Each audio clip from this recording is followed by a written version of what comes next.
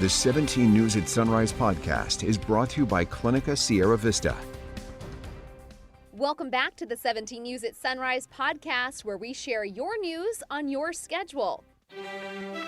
Working in the spirit of the Golden Empire, this is 17 News at Sunrise.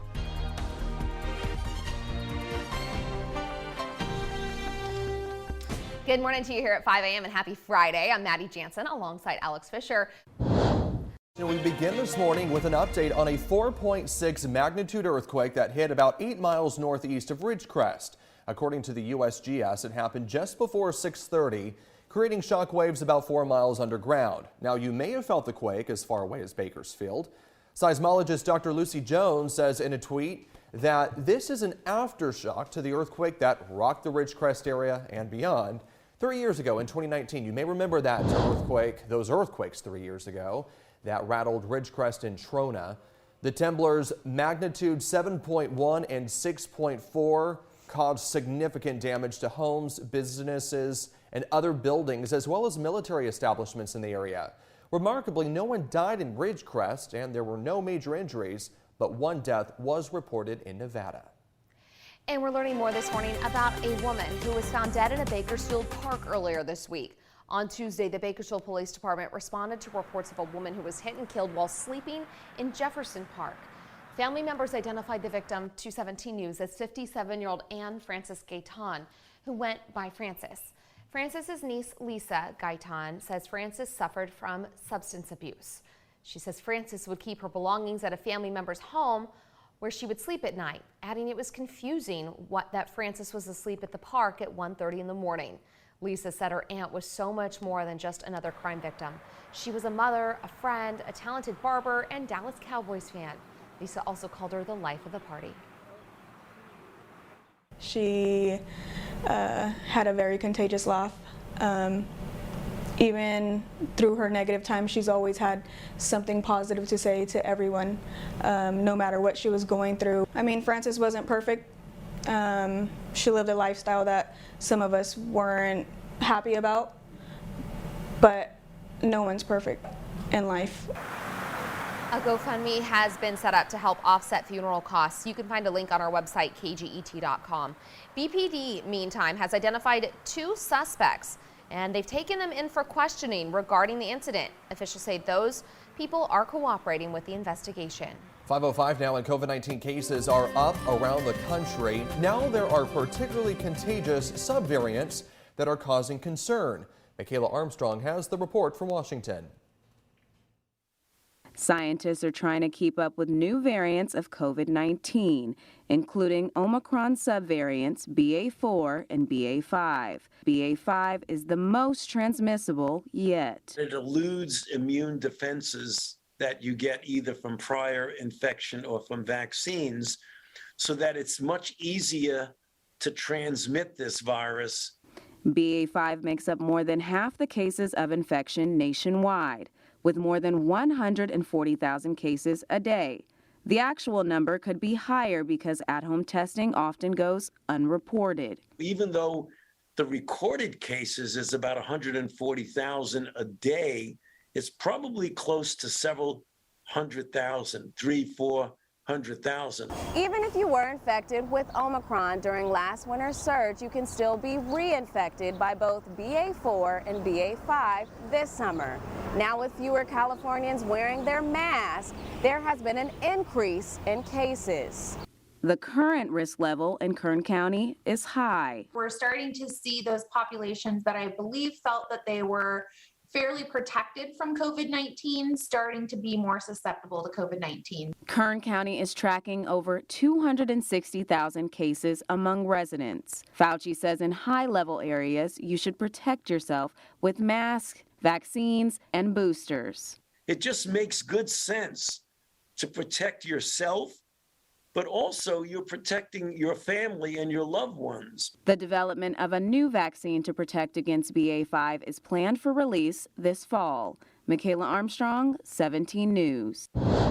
Hello, this is Tim Callahan with Clinica Sierra Vista, and we're excited to unveil the Community Health Center of the Future, our comprehensive care center. It's located right across the street from Memorial Hospital. We have every service under one roof, from family medicine, OBGYN care, dental services for adults and children, behavioral health, and much more. So find your way to better care at Clinica Sierra Vista this year at our comprehensive care center. Visit our website, clinicasierravista.org, for the latest on this project. We'll see you soon.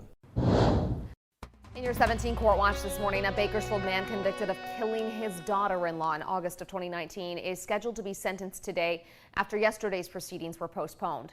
Jagjit Singh admitted to shooting and killing Sumandeep Kunar after she admitted to having an extramarital affair and threatened to leave the family and allegedly insulted him. Singh faces up to 50 years to life in prison. Looking ahead to the annual State of the City address coming up next week, and city leaders say they want to highlight positive improvements in Bakersfield over the past year, but they say they need your help.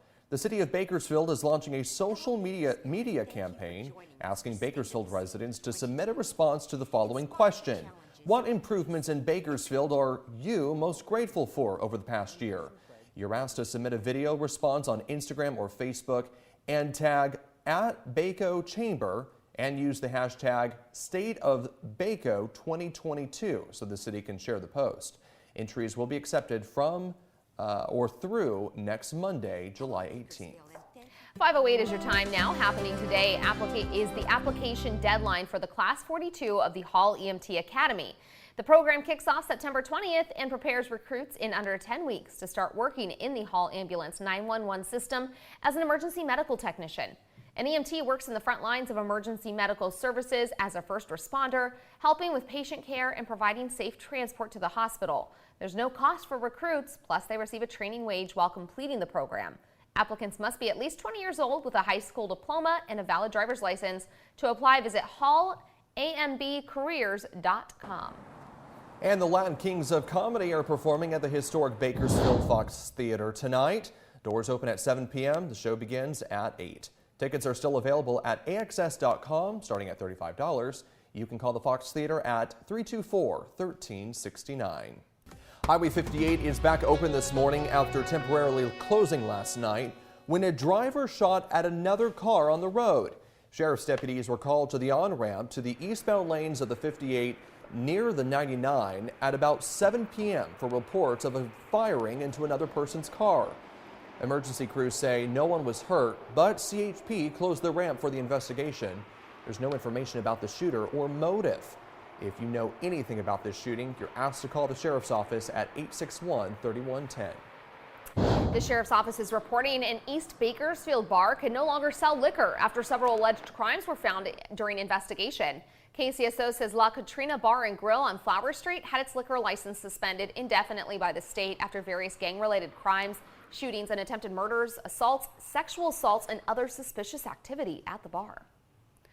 Your time is 5:34 and making news around the country. The once prominent South Carolina attorney Alex Murdaugh has been charged with murdering his wife and son.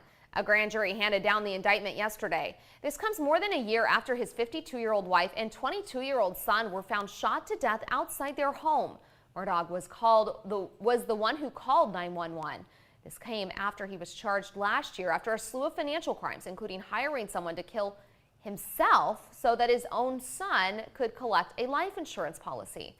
As the trial progresses, one South Carolina attorney says the case will continue to attract international attention.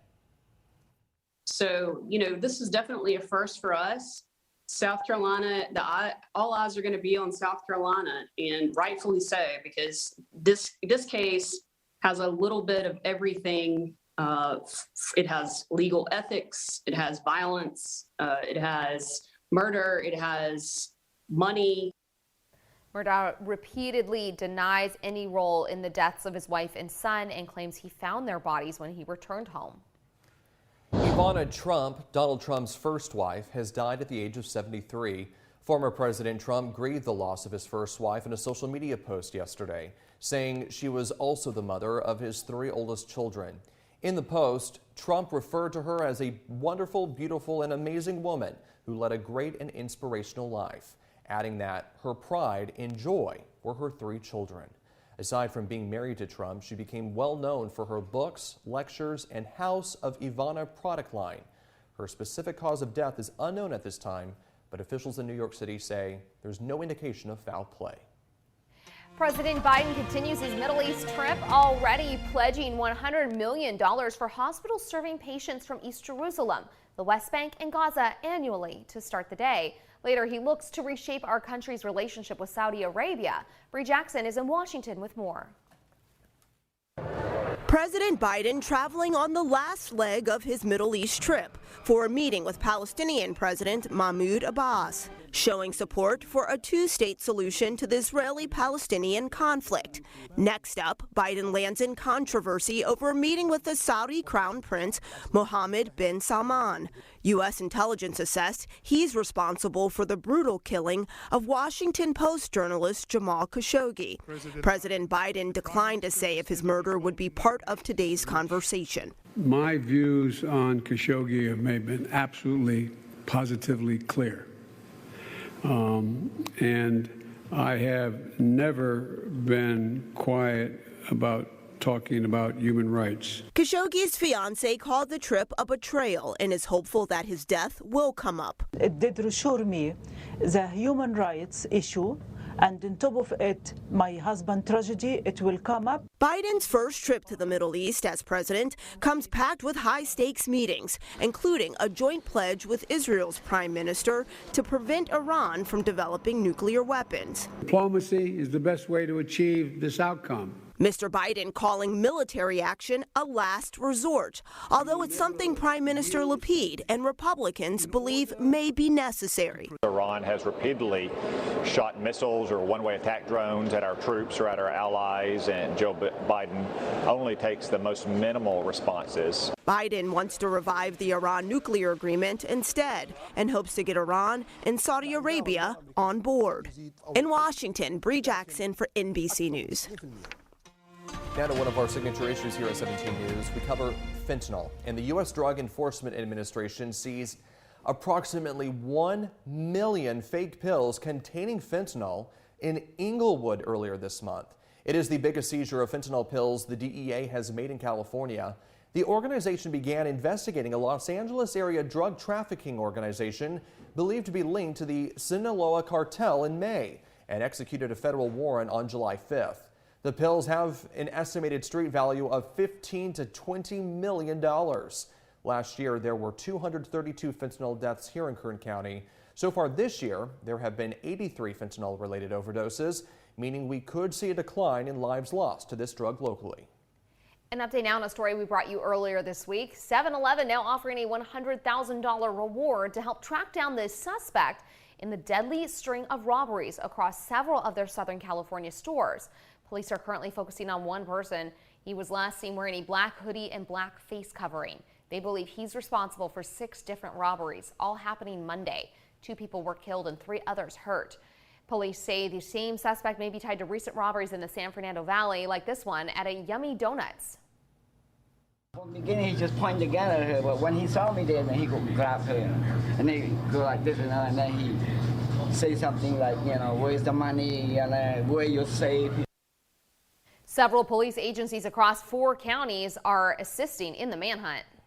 One person was killed in a multi-car pileup after a stolen vehicle crashed in South Los Angeles following a police chase yesterday. The crash happened just after 3 p.m. near the 105 freeway.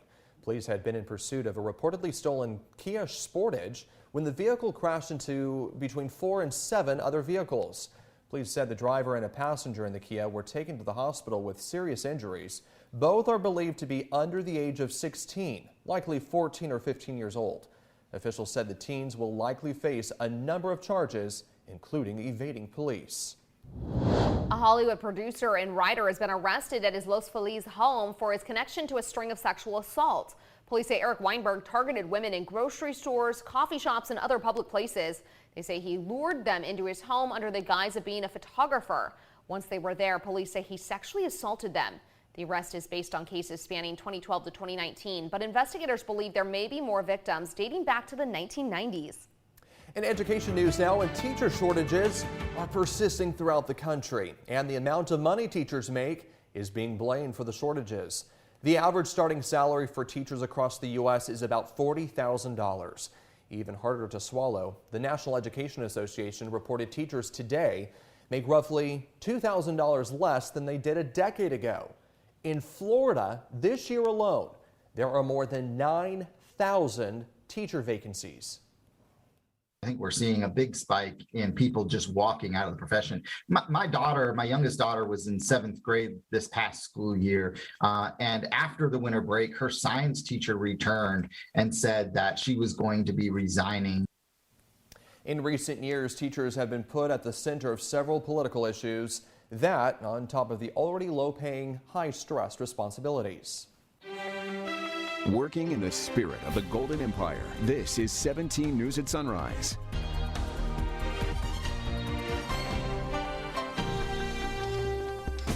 The 17 News at Sunrise podcast is a production of KGET and Nexstar Media Group. For more on all of the headlines in today's show, head to kget.com.